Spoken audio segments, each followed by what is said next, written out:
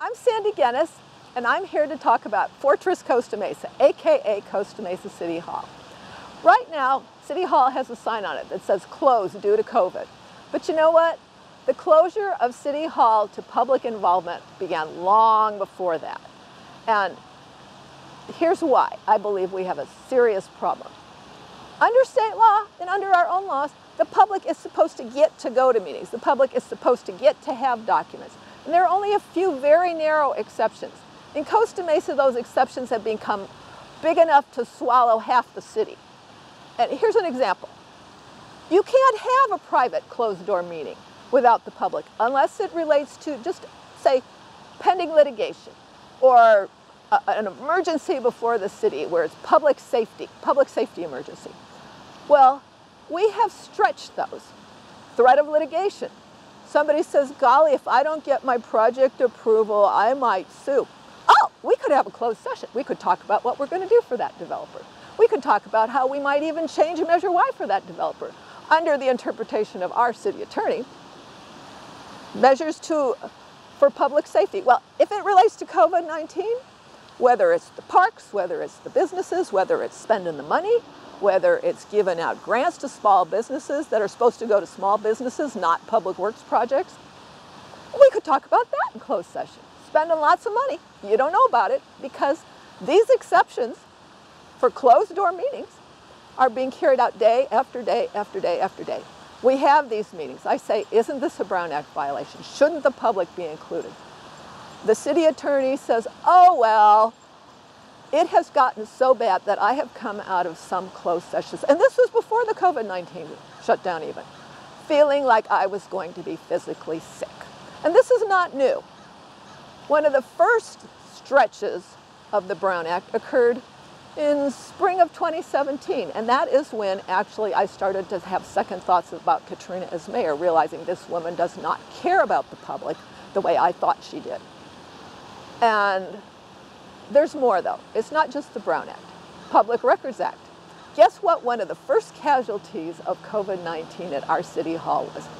It was responding to Public Records Act requests because we just don't have the resources to do it right now. We got resources for dog and pony shows for our mayor. And as a matter of fact, we have a ribbon cutting coming up for a building that nobody will be able to use. But anyway, at least not with COVID-19. But we have other exceptions on keeping records from the public. For example, they say it's a personnel matter because there's 2 lines in there that says something about a member of our staff. Or it's, quote, work product, which means, well, the document's not done. It's 99.9% done. They haven't put the date on the title page because the date on the title page is when they're going to let you see it. And that date is basically never, so you can't put that down on a title page. We have another exception. Attorney-client privilege. If our attorney has taken the position that if you run things through the city attorney's office, you can keep them secret from the public. And I believe that's at the influence of our mayor. We had a study done of the ponds in Fairview Park. We have horrible problems there. Mosquitoes, the water doesn't flow right, there's gunk on the water. It is not working the way it was designed. If you live near that, you know how bad it is. That study's not being released. It was run through the city attorney's office. And maybe there's a few things that should be redacted, which means we block it out. But basically, the bulk of that study should be available to the public. Another example, marijuana survey. Some months ago, we had a survey done as to the receptivity of the people of Costa Mesa to marijuana dispensaries.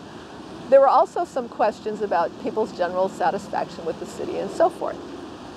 Well, I wanted it given to the public. I mean, I'm sitting there thinking, we asked the public these questions, and now we're going to keep the questions secret from the rest of the public? Oh, that makes lots of sense. But anyway, the questions and the results were never fully made available to the public. You got a watered down version in a PowerPoint, but they weren't made available to the public because it was claimed attorney-client privilege. Well, I don't know of a pollster-client privilege, but it was a client privilege because The survey was run through the city attorney's office. It could have been run through any other department. There was nothing about it that required it to be through the city attorney's office, but it was a way of keeping it secret from you, the public, and that's shameful. Before we shut down, we had a number of town halls. You say, yay, we're going to find out stuff. But basically what you're looking at is sort of a meet and get told, let's find a way to diffuse dissent. You go from station to station to station. You talk to one guy here, one guy there. You never have a big group together where you can actually share your ideas between the residents. You could share between the resident and a consultant who may or may not pay attention to what you said. But for resident A to get up and say, I'm concerned about this, and then resident B says, well, so am I, and by the way, I'm concerned about that too. And then people kind of get each other thinking, people develop critical mass.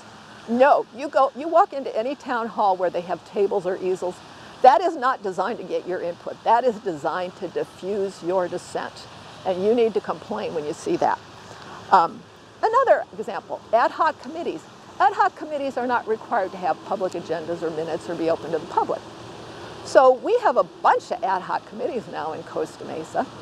They were appointed by the mayor without the city council even taking any action on formation of the committees, even though our adopted policies say that's the way it's supposed to be done.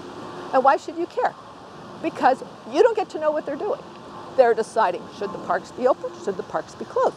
Should the skate park be open? Should the skate park be closed? What businesses get to do what? And how are we going to spend our COVID-19 small business recovery funds? And guess what? You don't get to know.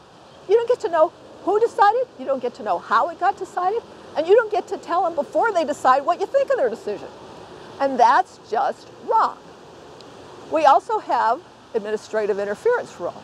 That's part of the city code, it's in state law. That means that city council members aren't supposed to order staff around directly.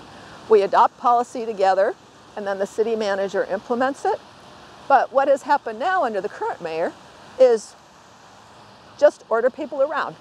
Have them do projects, change their priorities, and why should you care about that? Because the decisions are not being made publicly. Somebody decides something in an office, even if the decision's a good decision, don't you think you should know that it's being done? Another example, we have, quote, the 4-hour rule, that an individual council member shouldn't come up with a project for a staff person that's going to take extensive time. Like you could ask for a document and things like that. But if they're going to take a lot of time doing something for you, you have to go to council to see if that's a good expenditure of city staff resources.